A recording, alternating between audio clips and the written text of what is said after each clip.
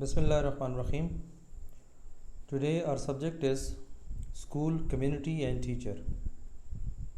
It's lecture number 22 and today our topic is reflective teaching.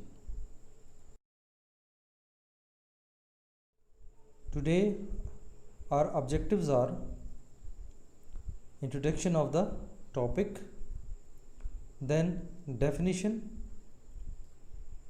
then cyclic flow of reflective teaching, and then importance and steps of reflective teaching.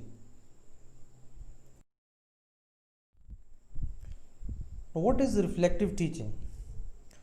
Reflective teaching is a self-assessment of teaching wherein an instructor examines their pedagogy, articulates reasons and strengths for their strategies, and identifies areas for revision or improvement. Reflective teaching means looking at what you do in the classroom and giving it a meaning by attaching the why questions to what you go through. You also empower your students to ask these why questions to their classroom experiences. You start by recognizing that you and your students are key persons in learning environment. Reflective teaching is a process where teachers think over their teaching practices, analyzing how something was taught and how the practice might be improved or changed for better learning outcomes.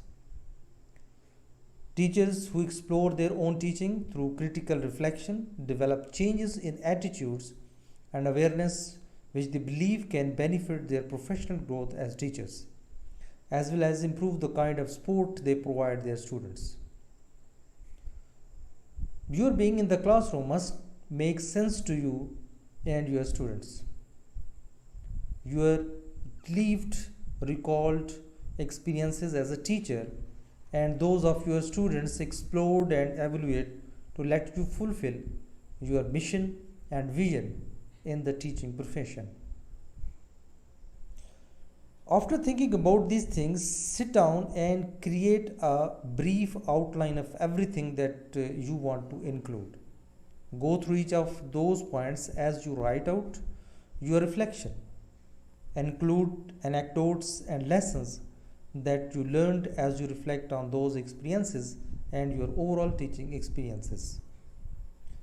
There are some characteristics of reflective teaching that, as it is a combination of skills and inquiries with attitudes of responsibility and open-mindedness, and a cyclical process in which teachers revise their work.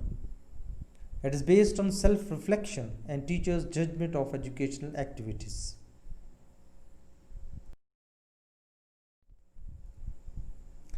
As Richards defined, he argues that reflective teaching is a move beyond the ordinary to a higher level of awareness of how teaching can take place.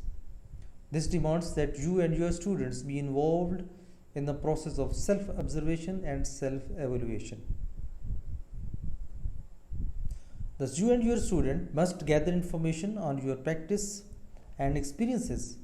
So this information is organized, analyzed, and interpreted to identify what beliefs, assumptions, and values are attached to your practices and experiences. The importance of reflection in teaching. Teacher reflection is important because it's a process that helps teachers to collect, record, and analyze everything that happened in the lessons. It allows teachers to move from just experiences and to understanding.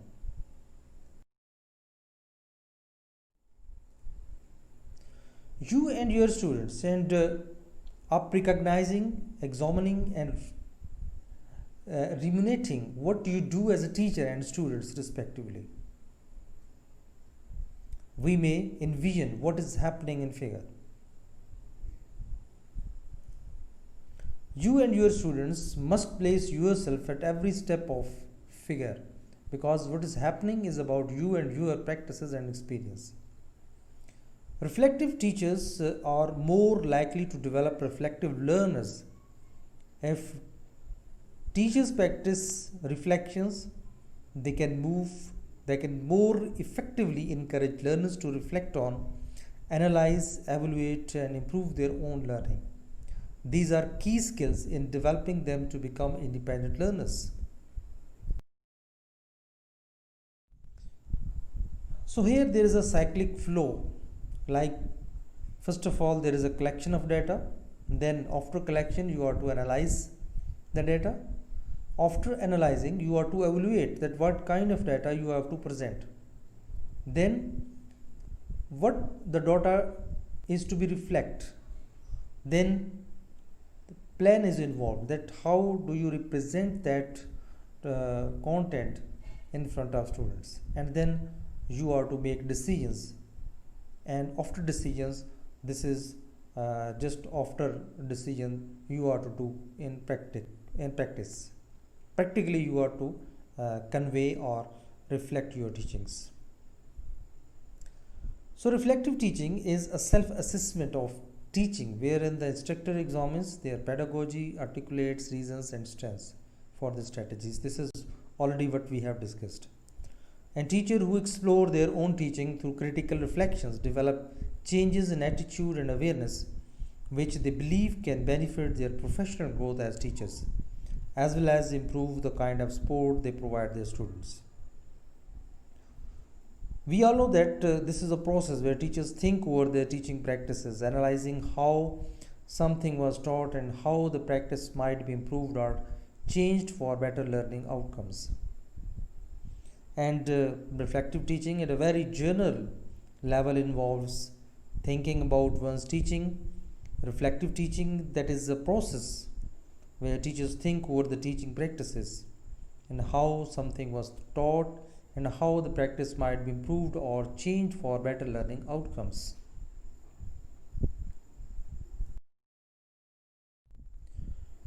Why reflective teaching? Reflective teaching informs you that you are in charge of your teaching or learning, and that you have a major contribution to make towards its success.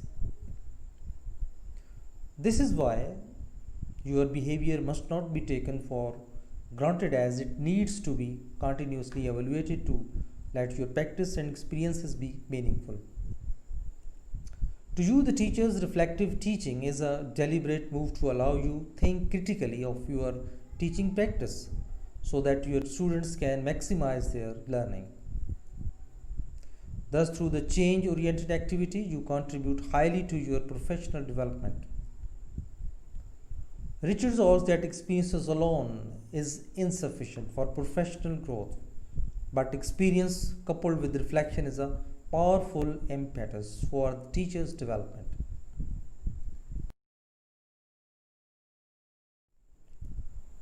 Reflective teaching is a mark of concerned teachers who is skilled enough to examine his or her beliefs, values, and assumptions behind the teaching practice. The insights derived from the exercise are used to improve your practice. And according to Bailey, reflective teaching is about a skilled teaching of knowing what to do. You examine your work so that you consider alternative ways of as containing that your students learn. This takes place through searching for deeper understanding of your teaching. So you are able to monitor, critique, and defend that which you implement and how you implement it.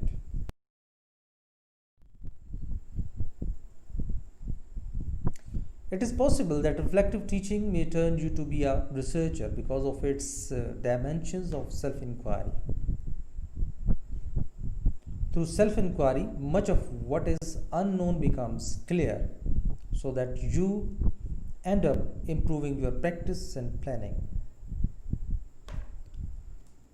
Thus, your personal experiences are turned into stories which can be shared with your peers. In this manner, reflective teaching is a professional alternative to action research. and is personal means of conducting your own ongoing professional life by solving problems in a systematic manner. Reflective teaching is a self-assessment of teaching, wherein an instructor examines the pedagogy and strength of their strategies and identifies areas for vision or improvement. So, reflective teaching involves an examination both of one's underlying beliefs about teaching and learning and their alignment with actual classroom practice throughout a course and afterwards. Reflective teaching operates as an umbrella term denoting a variety of practices, including teaching inventories and observation protocols, self assessment, and consideration of students' evaluations. When teaching, reflectively, instructors think critically about their teaching and problem solve for solutions to recurring issues rather than relying on unchanging established personal norms. So, this critical analysis can draw on a variety of sources. Brookfield lays out four crucial sources, including students' eyes, colleagues' perceptions, personal experience, and theory and research.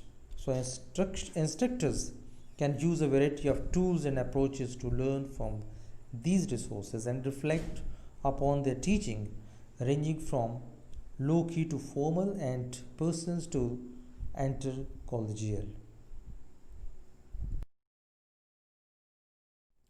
Now, what are you doing in reflective teaching? For example, a reflective journal allows instructors to capture detail of their teaching directly after class and read an ongoing narratives of their teaching across terms and years. Taking 5 or so minutes after class, the instructor writes thoughts on the day's lessons.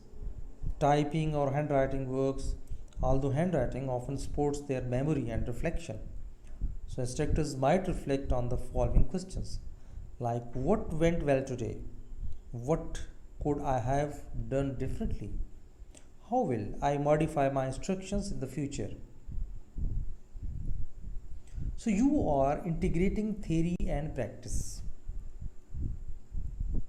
By making use of constructivist approach, you are address issues which emanate from your practice and experience. You are able to do this because you care about your profession, which prepares young people for life in the society. And this your self-fulfilling prophecy. If so, then reflective teaching is an intrinsic motivational device to your work. A number of inventories have been developed to help instructors assess their teaching approaches. These often consist of multiple choice questions on the Likert scale and often take less than 10 to 15 minutes to complete.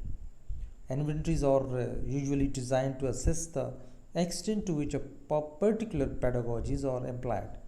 For example, student versus teacher centered practices. And if we talk about video recorded teaching practices, so instructors can video record their lessons informally or formally, along with the observations protocol in order to self-assess their own practices. Video cameras installed in certain early classrooms can be utilized by instructors for recording. Alternatively, the instructors can utilize or have a teaching fellow utilize the media library tool. Teaching portfolio is this is a more time intensive practice. The teaching portfolio allows instructors to pull the various components of their teaching into a cohesive whole, starting typically with the teaching philosophy or statement, moving through sample syllabi and assignments, and ending with evaluations from colleagues and students. So the portfolio does not capture classroom practices very well, but provides an opportunity for instructors to see their teaching in a big picture. How is reflective teaching effected? In the first place, there must be something which calls for your reflection. Attention to the issues of concern is important. The expectation is that you must gather information on what is of concern. So this is step one of the reflective teaching. There are various ways of collecting the information, like they include keeping a journal, which is a form of diary of your experiences. The second one is that you will need to keep a record of experiences which have happened. It has to be done consistently if the information will be of any worth. Student evaluation, like midterm and end of term, in many courses instructors will obtain feedback from students in the form of midterm and of end of term evaluations. Care on behalf of the instructor must be taken in interpreting this feedback. As the literature suggests that students' evaluations can be particularly biased against women and minorities, and thus not always valid measure of instructions. With this mind, instructors can consider students' evaluation as one data source in their instructions and take note of any prevailing themes. They can seek out other ways to assess their practices to accompany students' evaluation data before taking steps to modify instructions.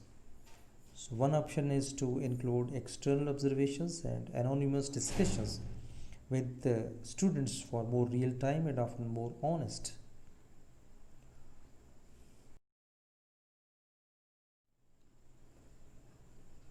It is an activity whereby the teachers takes notes of the situation he or she is undergoing. These notes are in form of personal statements focusing on feelings, opinions and perceptions about others with whom the teacher comes in contact with during the course of his or her practice. What one records is not for public access, so it is a personal record of letting out one's feeling and skills, keeping them private. They are generally put down on daily basis for purpose of hoping to improve practice by later consultation of the records. More about how is reflective teaching effective. This is recording of your lessons through either audio or video or even by use of paper and pencils. For instance, you can use a tape recorder to tape the types of questions students pose in mathematics lessons. These recorded experiences become the focus of what to reflect upon. Feedback from your students. This can be done through ordinary questioning. It may be a little advanced by you giving questionnaires to students. So these responses become data targeting their perspectives toward what you may have to choose as a way forward. There are some other steps which follow each other. What are those steps? Like refer to an expert who may be a peer or a mentor to have a discussion with him or her about emerging issues of your practice. This lets you be open-minded to broaden your perspectives as you pose to him or her questions which make the stories memorable. Read as well as to find out more about the collected information. This keeps you informed. Some other steps are like associate with colleagues in a meeting, seminar, conference or workshop. Attend seminars, workshops and conferences which provides new perspectives to emerging issues about your practice. The final step is about you deciding on what to do. The aspects of decision making seems to suggest that there are alternatives and their implications.